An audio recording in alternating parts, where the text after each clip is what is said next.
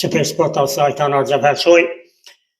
Bilirik ki, Çempionlar Liqasında Ajax indiyə kimi keçirdiyi 5 oyunun hamısını məğlubiyyətlə başa vurub və sonuncu pillədə 36-cı yerdə qərarlaşıb.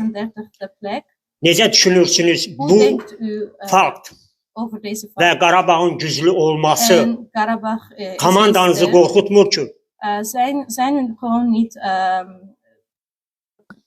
afraid of it? Zijn jullie gewoon niet afraid?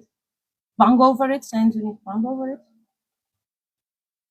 De vraag is of wij bang zijn voor de wedstrijd van morgen.